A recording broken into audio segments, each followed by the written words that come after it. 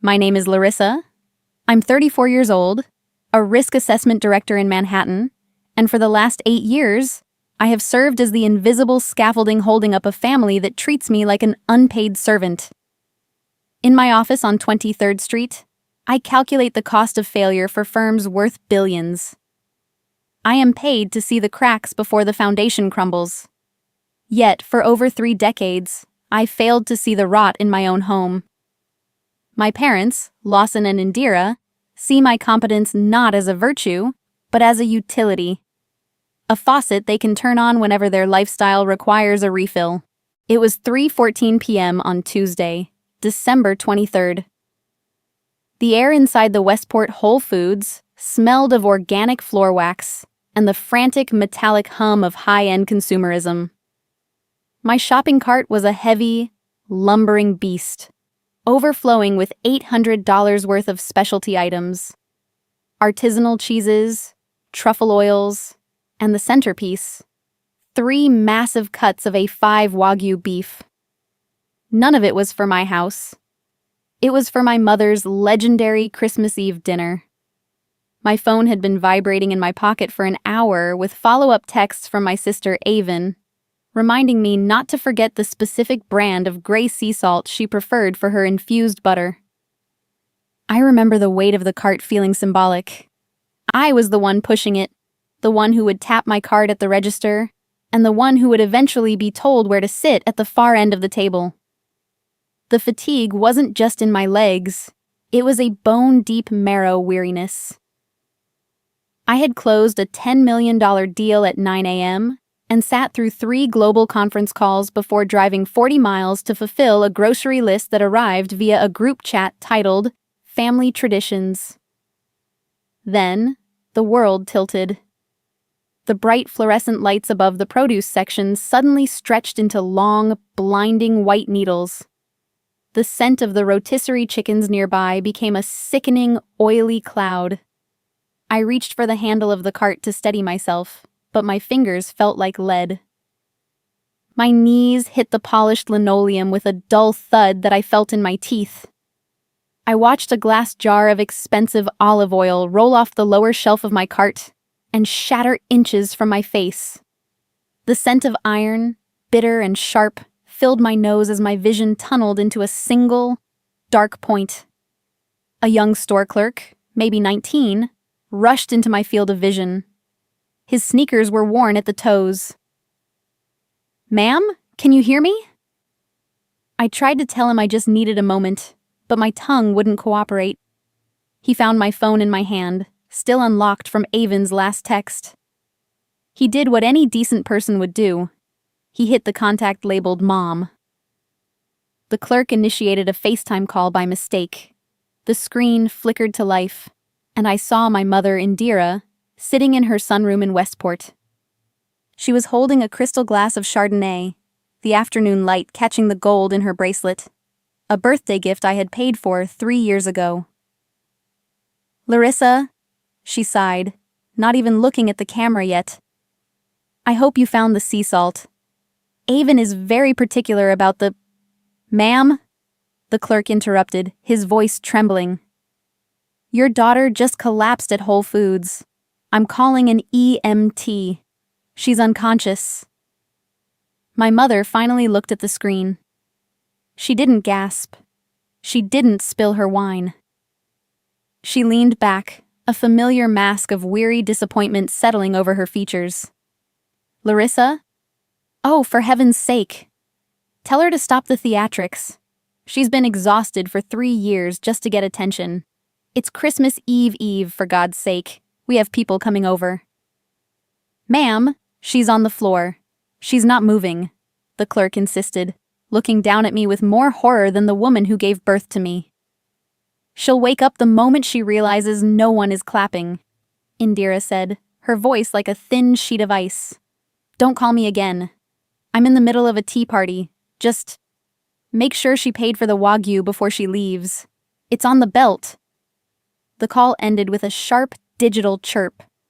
1 glass of Chardonnay and a 40-second FaceTime call turned me into a stranger in my own bloodline. She didn't ask if I was breathing, She didn't ask which hospital they were taking me to. She only asked about the meat. I woke up in the ER at Yale New Haven 40 minutes later. The room was sterile, the air tasting of recycled oxygen and industrial bleach. Brooks was there, sitting in a plastic chair, his face a map of controlled fury and heartbreak. He hadn't waited for a call. He had tracked my phone when I didn't respond to his check-in text. I didn't cry. Crying requires a belief that someone will care enough to hand you a tissue. I sat up, wiped a streak of dried blood from my temple where I had nicked the floor, and asked for my laptop. The intake nurse tried to stop me, citing case number 26-00342 and the need for rest. I thanked her with a clinical composure that I could tell made her uncomfortable. I filled out my own insurance forms and paid the $5,000 hospital deposit on my own card. "Is it done?" I asked Brooks. He knew what I meant. He had spent years watching me provide the invisible scaffolding for a family that didn't even recognize my presence unless I was holding a checkbook. He handed me a glass of lukewarm water. "It's done. I've already flagged the recurring transfers for the gardener and the HOA fees for the Westport house. They'll bounce on the 26th. It felt light. For the first time in a decade, the air in my lungs felt like it belonged to me. I wasn't being mean. I was being precise. Seneca once said that loyalty is the holiest good in the human heart. But I realized that misplaced loyalty is simply a slow-acting poison. I had been kind, but I had lacked boundaries. And kindness without boundaries is just self-destruction. I thought the silence of the hospital room was the hard part. But then Brooks stood up and walked to the door. He returned a moment later with a thick manila folder he had retrieved from the car. Something he had been investigating in secret for months. "I found the records for the kids' trust funds, Larissa," he said, his voice dropping an octave. "Your sister Avon, she didn't just spend the interest you were depositing for Crew and Veda. She found a way into the principal. You need to see this before we show up for dinner tomorrow." I took the folder. My hand was steady, even as the missed call notification from my mother began to vibrate on the nightstand again. I ignored it. I looked at the blue ink on the documents inside and realized that the Larissa who cared about their approval had died on the floor of aisle 4. The woman who replaced her was an auditor, and I was about to perform the most thorough audit of their lives. The air in my father's study always tasted of mahogany and a particular brand of quiet authority. Now, let me take you back to the winter of 2018, in that wood-paneled room in Westport, Connecticut. I was 26 years old, and I was holding a fountain pen that felt heavier than a lead pipe. I was signing the bridge loan documents, effectively putting my credit and my career on the line so my parents could move into the mansion on the hill, the one they believed was their birthright, despite my father's dwindling pension. I remember the surge of pride that warmed my chest as I watched the ink dry. I believed I was finally buying a seat at the table. I thought that by becoming the solution to their most pressing problem, I would finally be seen as more than just the quiet girl who was good with numbers. In our house, love wasn't a gift. It was a ranking system. They valued the image of success, but only when it was effortless and airy. My success was functional, gritty, and required long hours in a glass tower in Manhattan.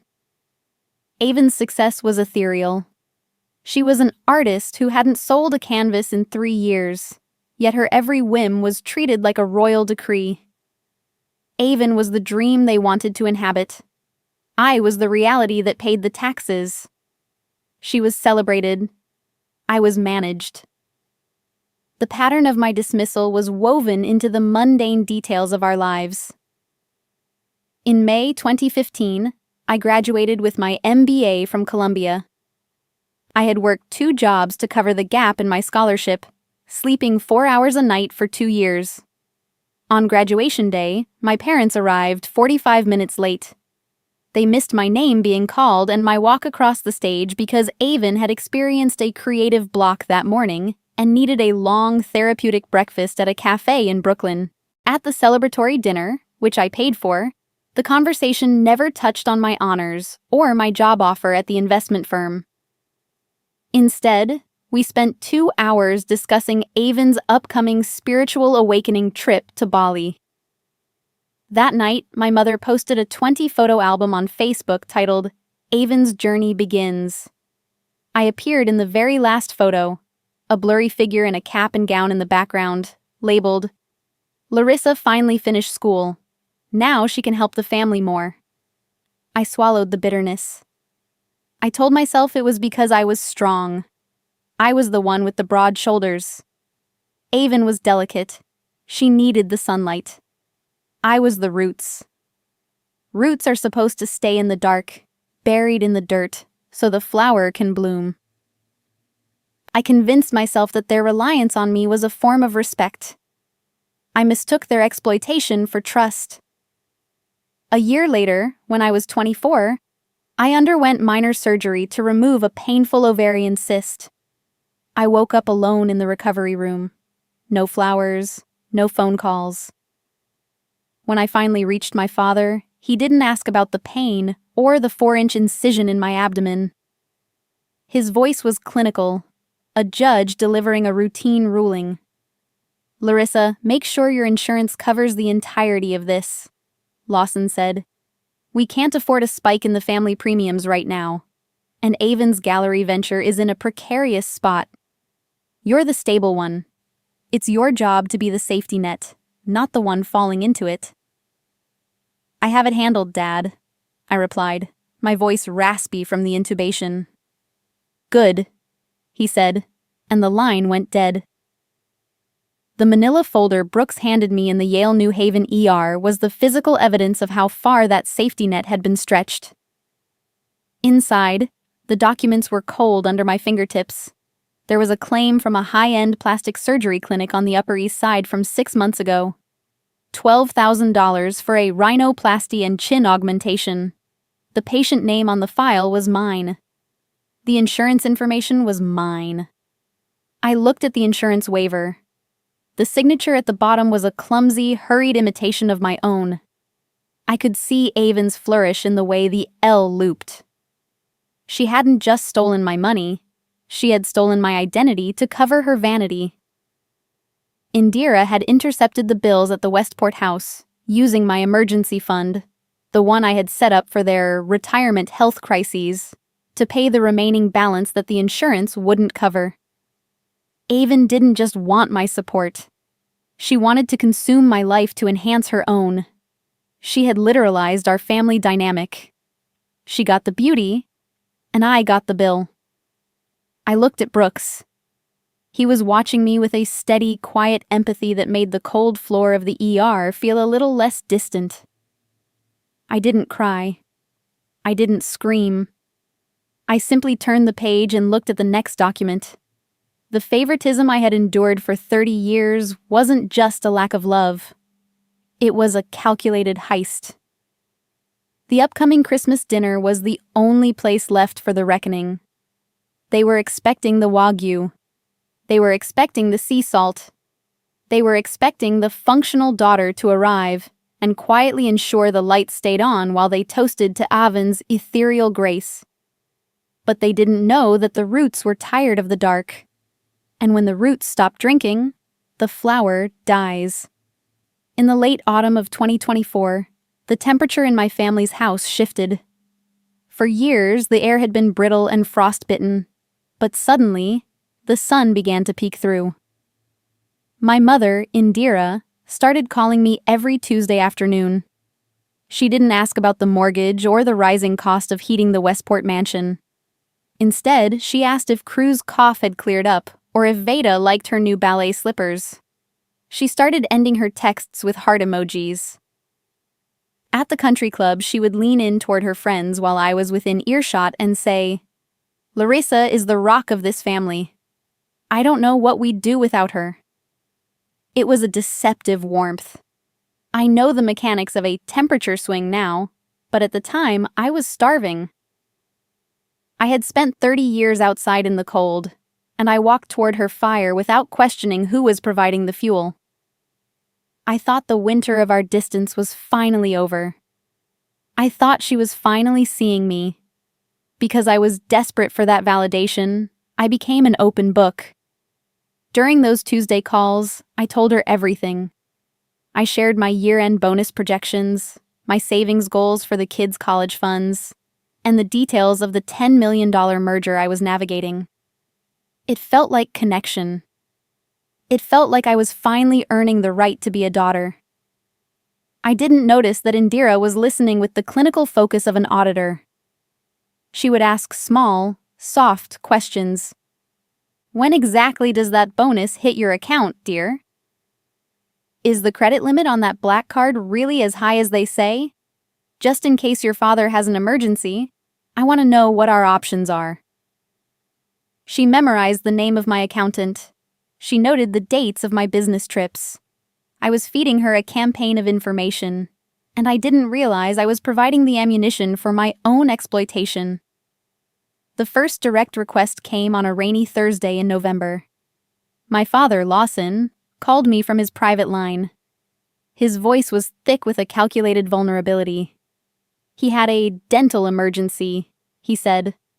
A complex root canal and bridge work that insurance wouldn't fully cover. Just this once, Larissa, he whispered. Only for a month. I hate to ask, but you're the only one who has ever been able to handle these things. The sum was $1,500. I felt a surge of pride as I authorized the transfer. It felt like being the rock. It felt like being essential. But just this once is the gateway to always. Within 3 months, the dental bill evolved into a recurring health supplement transfer.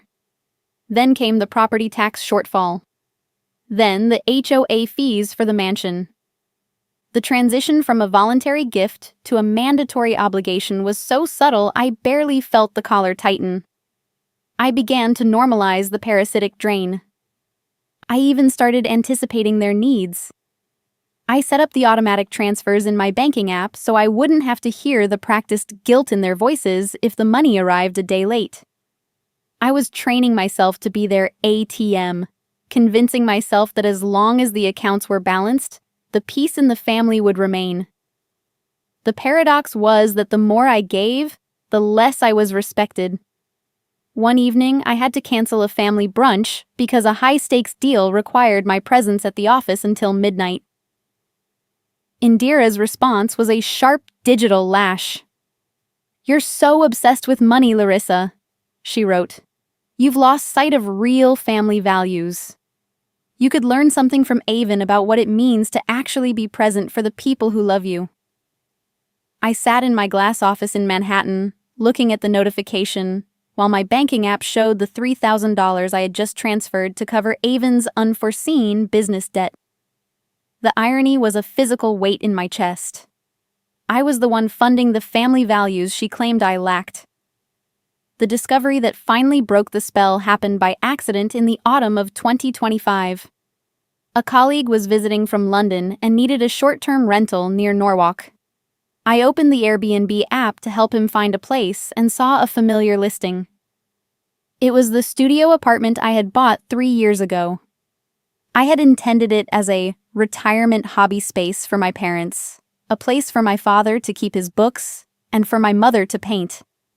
I was paying the taxes, the utilities, and the mortgage on that property every month. Avon was the host. The apartment was booked solid at $250 a night.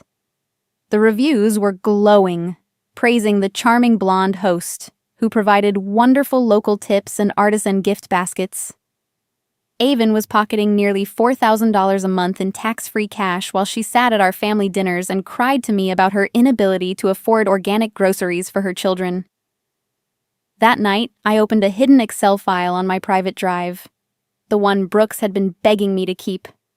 I called it The Quiet Harvest.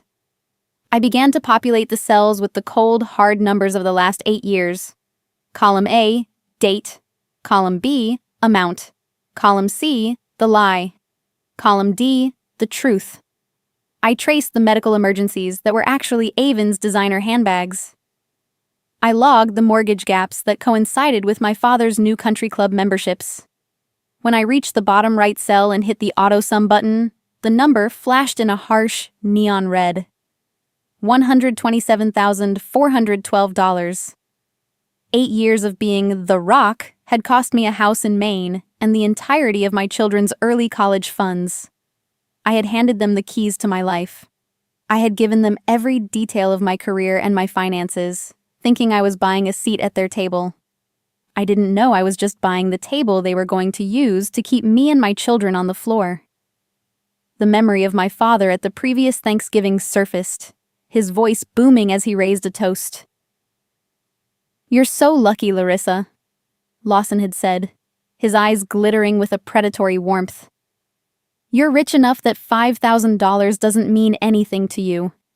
It's only fair you share the wealth with those of us who chose passion over greed, like your sister." I had smiled and nodded then. I had swallowed the poison and called it medicine. But as I sat in my home office looking at the $127,412 staring back at me, I realized that the time for silence was ending. I didn't know yet that the reckoning would start with a shopping cart in Whole Foods, but I knew the architecture of the lie was finally crumbling. The audit had begun, December 24th, 10:14 a.m. That was when the world finally stopped pretending it was going to be a Merry Christmas. The Interstate 95 northbound near Fairfield was a ribbon of gray slush and hidden traps. I was driving the SUV toward a specialty butcher in Greenwich to pick up the dry-aged Wagyu my mother had demanded for tonight's dinner. I remember thinking about the price per pound and how it exceeded the weekly grocery budget of most families. Then, the steering wheel went light in my hands. The mechanism was simple: black ice. The impact was anything but. There was a sickening, high-pitched scream of rubber against frozen asphalt, followed by the visceral, metallic thud of 3 tons of German engineering broadsiding a guardrail. The side curtain airbag exploded in a cloud of white dust and a sound like a gunshot. Then, silence. The wake of the accident was a sensory blur. I could hear the rhythmic hiss of a punctured radiator. The air inside the cabin was suddenly freezing, smelling of burnt plastic and spilled antifreeze. I was pinned against the seat, my chest throbbing where the belt had locked, the familiar taste of copper in my mouth from a bitten lip. I reached into the passenger footwell to find my phone, and as I moved, I knocked over a stack of mail I'd collected from the Westport house the day before.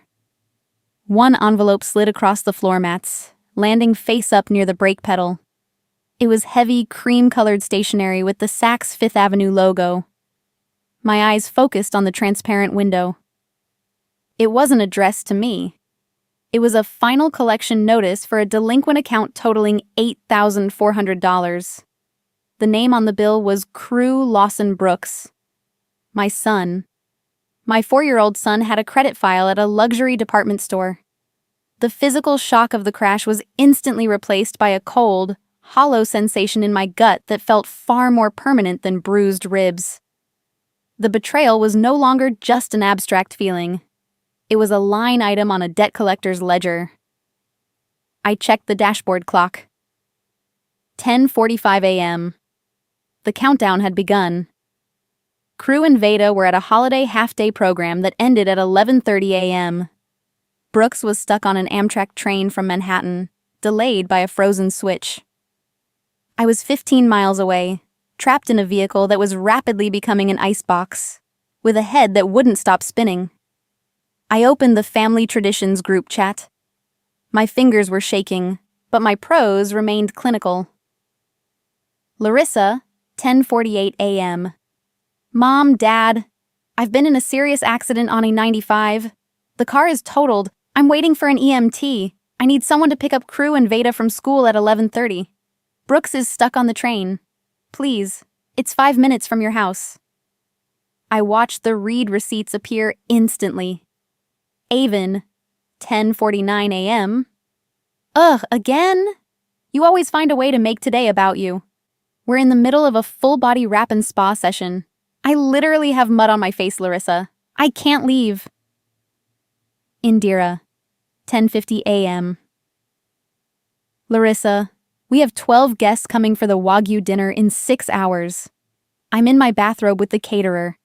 I can't be seen picking up children at a preschool in this state. Call a car. Figure it out. You're the successful one, remember? Lawson, 10:51 a.m., reacted with a thumbs up to Indira's message. A state trooper tapped on my window. He was a tall man with a weathered face and eyes that had seen 1,000 Christmas Eve wrecks. He helped me pry the door open. As he leaned in to check my pulse, his gaze fell on the phone screen still glowing in my hand. He saw the emojis. He saw the bathrobe excuse. He looked at me, then back at the phone, and his jaw tightened in a way that spoke volumes. "Is there anyone else we can call, ma'am?" he asked. His voice was quiet, filtered through a mask of professional pity. "No," I said. "I'll handle it." I didn't ask for their love. I had asked for a pickup. I had asked for the bare minimum of human cooperation, and they had responded with a spa appointment and a thumbs-up emoji. The trooper began the paperwork. I watched him write, "Incident case number 2, 6-0-0342. Vehicle, total loss. Road conditions, hazardous." While he logged the administrative details, I initiated my own rescue. I didn't call the group chat back. I called an executive concierge service in Stamford. I paid $600, triple the holiday rate, to have a vetted, bonded security driver dispatched to the school. I gave them the authorization codes and a photo of Crew and Veda. "Worth every penny," I whispered as I received the confirmation email. The trooper stayed with me until the ambulance arrived. He took off his heavy winter coat and draped it over my shoulders. He stood in the biting wind, blocking the view of the traffic so I wouldn't feel exposed. He held my hand as they loaded me onto the stretcher. A stranger in a dark blue uniform showed me more empathy in 10 minutes than the people I had been subsidizing for 8 years. By 3 p.m., I was in a quiet hotel room near the train station where Brooks had finally arrived. My ribs were taped, a dull ache radiating through my chest with every breath. Brooks was sitting on the edge of the bed, his face buried in his hands. The room smelled of the toner from the printer. I had spent the last hour printing every bank statement, every fraudulent insurance claim, and the Saks Fifth Avenue notice. I looked at the black leather briefcase sitting on the desk. It was packed. The evidence of my mother's indifference and my sister's greed was organized into neat, tabulated sections.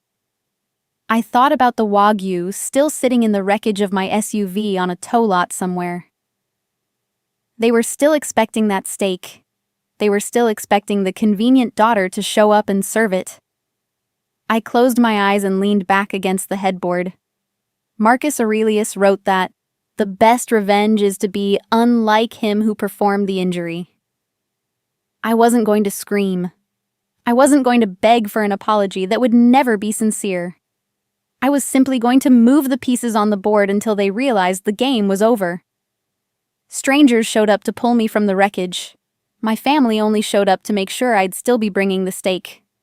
That was when I realized I was convenient, not loved. The door to the past wasn't just closed. I had locked it from the outside. The room was silent, save for the rhythmic, metallic hum of the heater and the faint whistle of the wind pressing against the balcony glass. I was propped up on 4 stiff hotel pillows, the air around me smelling of witch hazel, fresh linens, and the sharp medicinal scent of the hospital-grade adhesive holding the bandage to my temple. Every shallow breath sent a dull ripple of pain through my ribs, a physical map of where the seatbelt had bitten into my skin, a bloom of yellow and purple that mirrored the gray, bruising sky outside. I watched the first flakes of snow begin to drift past the window. They were beautiful in their indifference. They didn't care about the wrecked SUV sitting in a tow lot, or the shattered olive oil on a supermarket floor. They simply fell. My mother's voice on the FaceTime call had possessed that same quality. A cold, perfect lack of concern. The manila folder Brooks had brought from the car rested on the white duvet near my hand.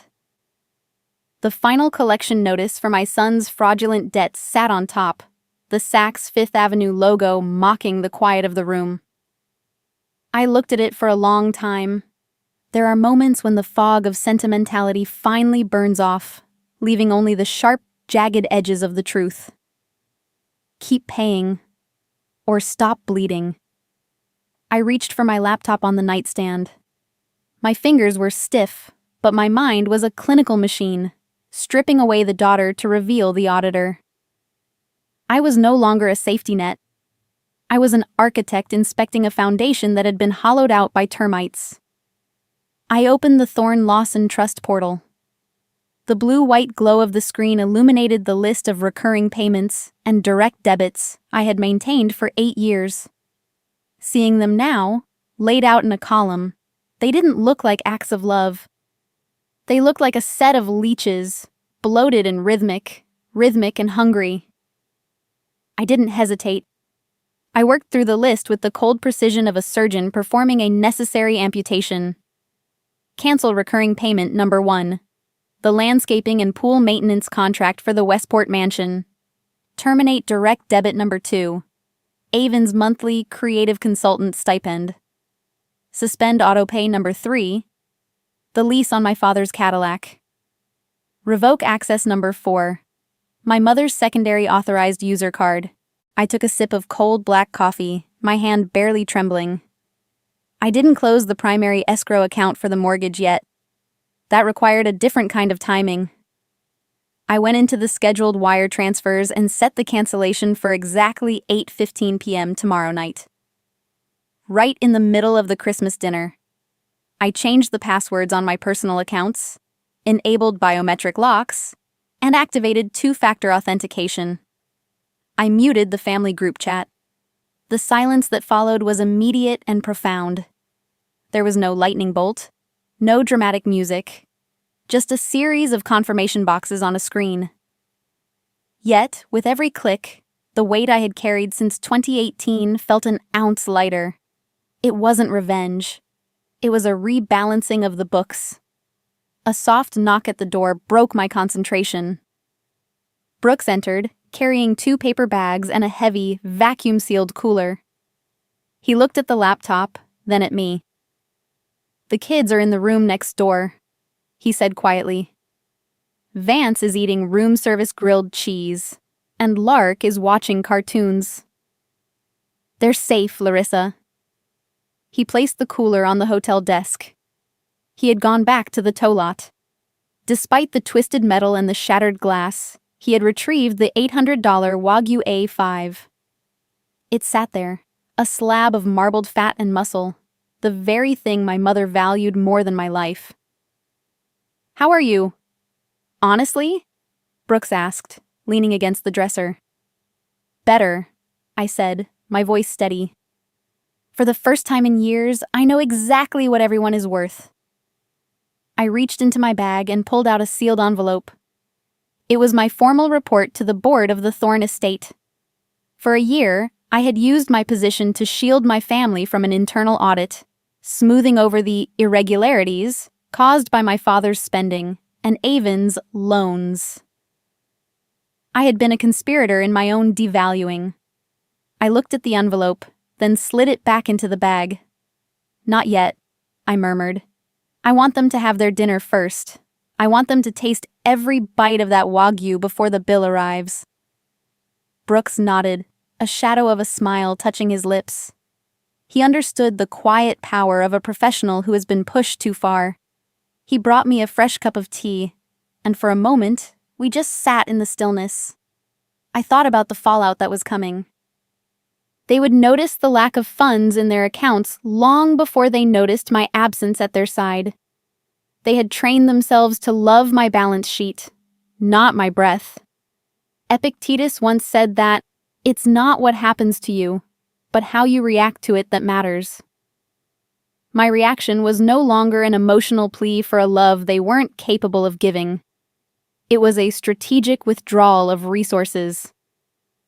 I watched Brooks prep the kids for bed through the connecting door, his movements gentle and sure. I realized the hard part, the choosing to walk away, was already over. The rest was just logistics. I closed my laptop and felt the darkness of the room settle around me, not as a threat, but as a blanket. I was prepared for the morning. I was prepared for the table. 7:02 p.m. Christmas night. The room at the Delamar was bathed in the soft blue glow of the dusk reflecting off the snow outside. The morning had been an exercise in fragile, beautiful peace. Crew and Veda had eaten pancakes in their pajamas, the sound of a cartoon murmuring at a low volume, a stark contrast to the performative chaos of the Westport mansion. For a few hours, the world was just the four of us. No one was shouting about the cost of living or the hierarchy of bloodlines. The physical pain, however, remained. Every time I reached for a glass of water, the bruise across my collarbone pulled tight, a sharp reminder of the guardrail near Fairfield. Every breath felt like a negotiation with my own ribs. You don't just walk away from a wreck, you have to document the damage. My name is Larissa, and I have spent my entire career calculating the probability of a collapse. Tonight, the probability was 100%. The bridge call came not as a voice, but as a vibration on the marble nightstand. My mother's text appeared on the screen, cold and demanding. Indira, 6:48 p.m. The neighbors are here. The Wagyu is on the counter, but you haven't prepped it. Don't embarrass us by being late. Wear something that doesn't look exhausted. The car service is outside your hotel. I didn't reply. I didn't need to. I stood up, sliding into my charcoal gray wool coat, my Manhattan armor. I reached for the black leather briefcase, proof object number 4. Inside was the architecture of their undoing. Are you sure? Brooks asked, standing by the door. He was already holding the kids' jackets. I'm done negotiating with people who only value me when I'm useful, I said. It's time they see what happens when the utility is shut off. The drive to the mansion took exactly 14 minutes. I spent another 3 minutes sitting in the driveway, watching the flickering, multicolored Christmas lights reflecting off the snow-dusted hedges. The house was magnificent, built on the steady infusion of my salary and the credit I had lent to a father who viewed me as a line item. I checked the time. 7:22 p.m. The wire transfer cancellation was scheduled to trigger in 53 minutes. I entered through the front door. Typically, I would have used the kitchen entrance, arms laden with groceries, moving like a ghost to ensure the stage was set for their performance. Tonight, I walked into the grand foyer with nothing but my briefcase. Indira approached, her silk dress rustling like dry leaves.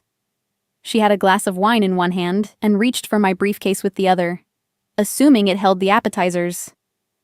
She didn't look at the bandage on my temple. She didn't ask how the children were after the crash. You're late, Larissa, she whispered, her smile not reaching her eyes as she glanced at the neighbors in the living room. Get the children settled. We're serving the roast in 10 minutes.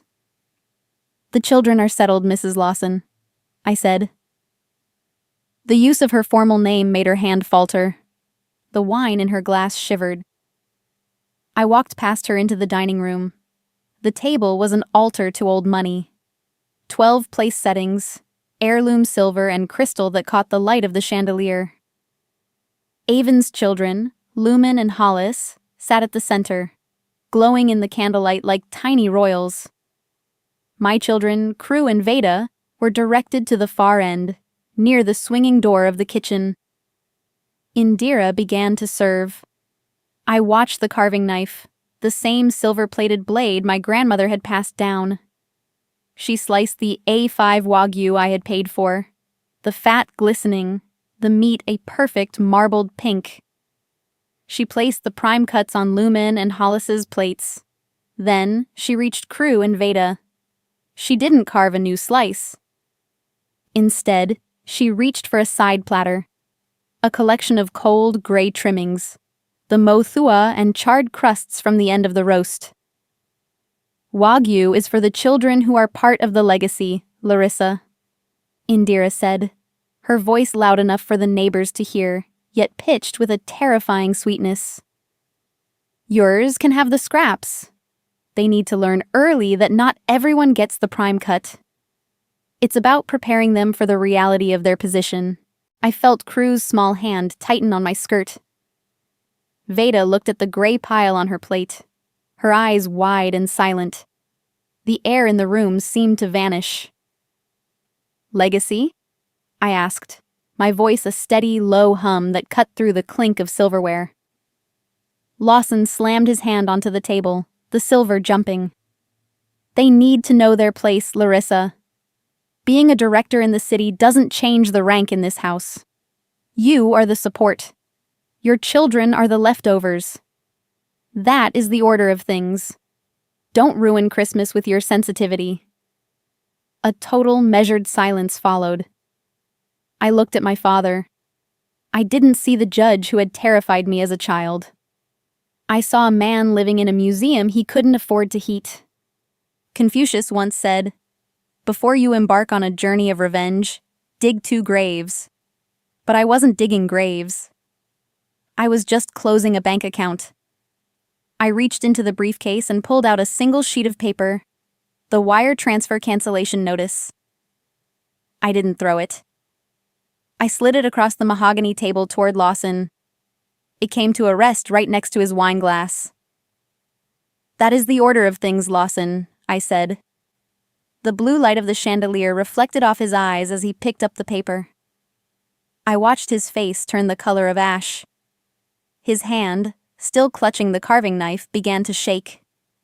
He read the words, "Escrow payment revoked. Personal guarantee terminated." "What is this?" he hissed, his voice cracking. "The end of the scraps," I said. I looked at my children and gave them a small, encouraging nod. "Vance, Lark, get your coats. We're leaving." I stood up, the chair scraping against the floor with a sound like a gavel. I didn't look at the neighbors. I didn't look at Avon, who was staring at her phone, likely noticing her creative consultant stipend had vanished from her pending transactions. "Larissa!" my mother barked, stepping toward me. "You can't leave. The guests. The dinner." "I haven't been forgotten, Indira," I said, looking her directly in the eye for the first time in a decade. "I've been erased. And today, I'm returning the favor." As I walked out of the mahogany doors into the freezing night air, I felt the first vibration in my pocket. 8:15 p.m. The trap had closed. The mechanical whir of the hotel business center printer was the only pulse in that small, carpeted room an hour before we drove to the mansion. I remember the heat radiating from the fresh laser-printed sheets as they slid into the tray. Crisp, white, and undeniable. I sat there with a sleek black manila binder, a set of clear dividers, and a pack of adhesive tabs. My fingers didn't shake. They moved with the rhythmic precision of a professional assembling a closing dossier. Tab 1. The $127,412 in unauthorized transfers. Tab 2. The Saks Fifth Avenue debt notices in Crew's name. Tab 3. The Airbnb records for the Norwalk studio. Tab 4. The notarized revocation of the personal guarantee on the Westport mortgage. I wasn't preparing a weapon. I was preparing a boundary. I was stopping the lie from becoming the only thing my children inherited. Brooks stood by the door, his hand steady on the frame. He didn't offer hollow comforts or tell me it would be fine. He knew that for 8 years, I had been a ghost in my own life, visible only when a bill was due. $127,412, Larissa, Brooks said, his voice dropping into that low, resonant frequency. "That's not a family loan. That's an invoice for 8 years of being treated as an inconvenience. Let the paper do the talking tonight." I clicked the 3-ring binder shut. The sound was as definitive as a gavel. The drive to the mansion was a blur of multicolored Christmas lights and salt-crusted asphalt. When we stepped into the grand foyer at 7:45 p.m., the air was already thick with the scent of expensive lilies and the artificial cheer of Westport's social elite. A string quartet in the corner of the ballroom played a muted, mocking version of Silent Night. The chandeliers reflected off the silver trays carried by hired servers, men and women whose wages I would be paying for the final time tonight. A buzz in my pocket broke the atmosphere. I pulled out my phone to see a text from a cousin seated near the head table. "Larissa, be careful. Indira is leaning in with the mayor's wife. She's telling everyone you've had an erratic breakdown since the accident. She says you're confused about the family accounts and they've had to step in. Discredit the witness before she speaks." I looked across the room. Avon was draped in emerald silk, one hand over her heart, whispering with a practiced look of tragic concern. It was the discredit the witness maneuver. They weren't just taking my money. They were preemptively destroying my sanity to protect their source of income. They were seasoning the Wagyu with the reputation I had spent a decade building. Indira glided toward me, her eyes tracking the binder under my arm like a threat. She smiled, that thin porcelain smile that never reached her eyes. "Larissa, dear," she whispered, her voice like honey poured over glass. "You look so sensitive. Why don't you let Brooks take that heavy folder to the study? You're clearly overwhelmed. We can talk about business after the guests leave." "I'm fine, Mrs. Lawson," I said. The air around us seemed to drop 10 degrees. Using her formal name was the first cord I cut. The shiver that went through her was barely visible, but I felt it. I was no longer the daughter. I was the auditor. Lawson stood at the head of the table to make the Christmas toast. He held his glass of Pinot Noir high, the light catching his gold signet ring. He looked at the guests, then his gaze drifted to Crew and Veda, who were staring at the cold, gray scraps of meat on their plates. "To family," Lawson announced, his voice carrying the judicial baritone he used to command a courtroom. "To those who carry the name, and to those we have to carry, even when their success makes them forget their rank." The neighbors looked at me with a mixture of pity and suspicion. I didn't flinch. I kept my hand flat on the binder, my steering wheel in a room full of people waiting for me to crash. I didn't feel anger. I felt the profound, cold dignity of a professional being treated like a petulant child in front of her peers. I looked at the clock on the mantelpiece. 8:14 p.m. I stood up. I didn't raise my voice. I didn't need to. The room went silent because of the sheer, concentrated energy of a person who has finally stopped negotiating. "I didn't come here to shame anyone," I said, my voice level and absolute. "I came to stop paying for the privilege of being hated." "Lawson, the escrow account for the mortgage on this house was closed at 4 p.m. today. The personal guarantee I signed in 2018 is revoked. By tomorrow morning, the bank will recognize this mansion for what it is, a debt you cannot afford." The silence that followed wasn't just quiet, it was atmospheric. I looked at my mother, whose glass was frozen halfway to her lips.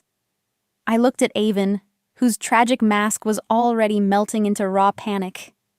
I didn't wait for a reply.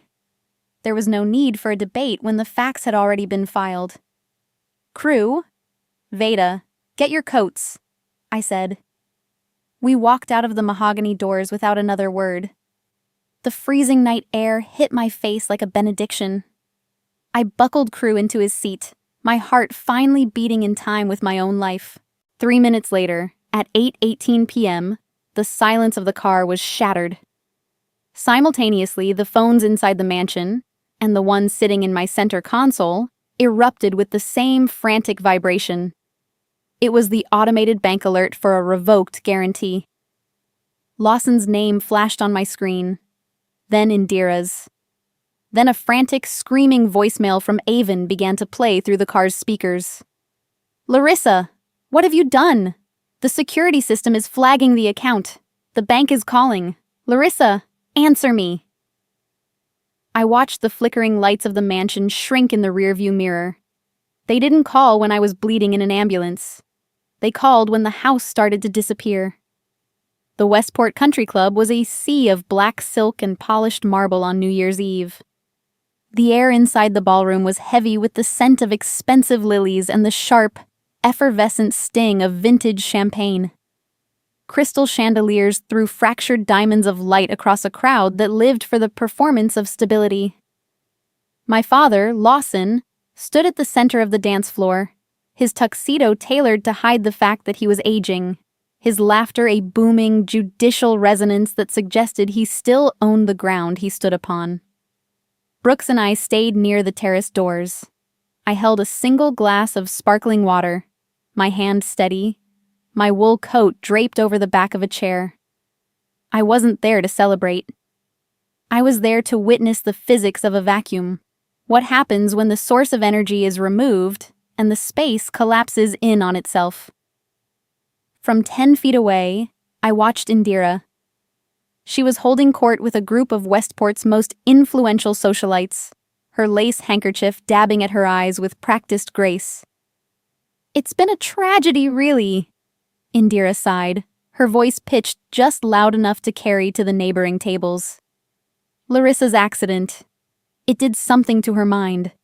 She's become so erratic, making these wild accusations about money. We've had to step in, of course, to protect what's left of the estate. Family is family, even when one member loses their way." I watched the neighbors nod with that particular brand of charitable pity. They looked over at me with suspicion, their eyes narrowing at the woman they now believed was having a mental breakdown. The Lawsons were building a cage of words around me, using my physical trauma to justify their financial theft. They were eating the Wagyu and seasoning it with the reputation I had spent a decade building. I didn't interrupt. I didn't correct her. The silence I maintained was a physical pressure, a weight that seemed to make the air around me colder. Seneca said that true power is the ability to do nothing when everyone expects you to scream. At 11:30 p.m., Grandma Margaret, the matriarch and the legal owner of the family's original estate fund, stood up at the head table. She didn't need a microphone. Her presence alone caused the room to fall into an immediate, expectant hush. She looked at me across the sea of black ties. It was a small, sharp nod. The signal. I tapped send on my phone. The mass email, verified, scheduled, and encrypted, reached every person in that room who carried an @westport.org or at https://www.google.com/search?Q=Lawson-fund.com address. 100 phones began to chirp and vibrate in a staggered digital wave. The conversation in the room didn't stop all at once. It withered. One by one, guests looked down at their screens. It wasn't a rant or a plea for help. It was a professional PDF portfolio. Item 1, $127,412. A ledger of transfers from my personal account to the Lawson Emergency Fund over 8 years. Item 2, the Saks Fifth Avenue debt notice. A high-resolution scan of Avon's signature on a credit application opened in the name of my 4-year-old son, Crew. Item 3, the ER FaceTime transcript. My mother's verified words. She'll wake up when she realizes no one is clapping. Just make sure she paid for the Wagyu. I watched the mayor's wife read the transcript. The pity she had been projecting toward Indira evaporated instantly, replaced by a cold, sharp disgust. People didn't gasp. They simply stepped back. They physically moved away from Lawson and Indira, leaving them in a hollow circle in the middle of the dance floor. The Lawsons were isolated by the very audience they had assembled for my humiliation. Lawson turned white. He looked at his phone, then at me, his mouth opening and closing like a landed fish. This is a technical glitch," he stammered, his courtroom voice failing him. "Larissa is confused. She's hacked the—" I walked into the center of the circle. I spoke in the tone I use for a board of directors meeting. Flat, clinical, and absolute. "I didn't come here to shame you, Lawson," I said. "I came to stop paying for the privilege of being hated. For 8 years, I have been your safety net, and in return, you tried to steal my children's identity to fund a spa session. That is the boundary. From this moment on, you are no longer my responsibility. You are simply a debt that I have stopped carrying." At that exact moment, Lawson's phone erupted again. It wasn't an email. It was his home security app. The bank-appointed receiver, accompanied by the Fairfield County Sheriff, had arrived at the mansion to execute the emergency repossession order I had initiated after the guarantee was revoked. The eviction wasn't coming. It was happening in real time. Avon let out a small, choked sound as she stared at her phone. She realized that her creative consultant life had just become a collection file. I didn't wait for them to speak. I didn't need their apology, and I didn't want their excuses. I set my empty glass down on a passing server's tray. It made a tiny, final clink that felt like a period at the end of a long, exhausting sentence. "Happy New Year," I said. I turned my back on the circle and walked toward the exit. Brooks was waiting by the doors with my coat. The countdown to midnight began as we stepped out into the freezing Connecticut air. Behind us, the music was playing, but for the Lawsons, the clock had already run out. I felt the weight lift, not like a victory, but like the quiet shore finally appearing through the fog. The New Year's Eve gala did not end with a confrontation. There were no shouting matches or dramatic slaps in the ballroom. Instead, there was a slow, cold emptying of the space. People simply stopped looking at the Lawsons.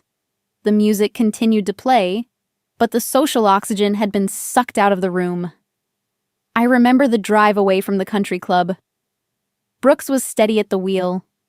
Crew and Veda were asleep in the back, tucked under fleece blankets. Behind us, the panic calls on my phone had ceased because I had finally turned the device off. The silence was a heavy, physical thing, but it was the first gift I had given myself in a decade. The Westport mansion wasn't burned to the ground. It was simply plunged into darkness. In the weeks that followed, the old order crumbled, not with a loud bang, but with a soft groan. The neighbors who had once flattered my mother now had to walk around to avoid the foul smell of the scandal. No one consulted Lawson's legal counsel anymore. No one invited Indira to chair the gardening committee. They had become social ghosts in a house they no longer owned. I didn't feel a wave of triumph when the trucks arrived with the furniture. I only felt a quiet satisfaction that a debt had finally been paid. It is March 2026 now. I am sitting on the porch of a weather-beaten cottage in Ogunquit, Maine. The air here tastes of salt spray and wood smoke, a sharp contrast to the perfumed, suffocating heat of my childhood. The Atlantic is a vast, gray sheet of glass, the waves hitting the rocks in a rhythm that doesn't care about my bank balance. The consequences for my family were not theatrical, but they were absolute. The eviction was finalized in January. Lawson and Indira are currently in a 2-bedroom rental in an unglamorous part of Norwalk. My father spends his days writing letters to the board of the country club that go unanswered. Avon, the golden child, is no longer a creative consultant. She works the 4 p.m. shift at a retail pharmacy. I saw her name on a white plastic nameplate when I had to pick up a prescription for Veda before we left for Maine. She didn't look ethereal in the harsh fluorescent lighting. She looked like a woman who had finally learned that passion doesn't pay the light bill. I received one last voicemail from her before I changed my number. Her voice was thin, trembling with the same entitlement she'd always carried. "How could you do this to Mom, Larissa? You ruined our entire lives over a steak. You're heartless." I didn't reply. I didn't send a list of the $127,412 she'd stolen or the fraudulent debt she'd pinned on my son. I didn't need her to understand the why for me to be free. I simply archived the message and closed the app. Marcus Aurelius said that the soul becomes dyed with the color of its thoughts, and I refuse to let my soul be stained by their refusal to be accountable. This morning, I performed one final act of architecture. I opened my laptop and looked at the Thorne Lawson Trust folder one last time. I didn't check the balances. I simply highlighted the entire directory and hit delete. The past was gone. I created a new account titled The Brooks Lawson Legacy and set up a trust for my children that requires no invisible scaffolding to remain standing. My name is Larissa. I am a mother, a professional, and I am finally the architect of my own peace. I spent decades hungry for a seat at their table, only to discover that I was the one paying for the chairs. I don't need them to see me, to know that I am here. If you are currently carrying a weight that doesn't belong to you, if you are being treated as a utility instead of a person, you are allowed to set it down. You don't owe anyone your life as a payment for their comfort. The world didn't fall apart when I walked away. It just finally turned in the right direction. I watched the tide come in, a natural, unstoppable force that washes away the footprints in the sand. The scraps are gone. The Wagyu is gone. The only thing left is the horizon.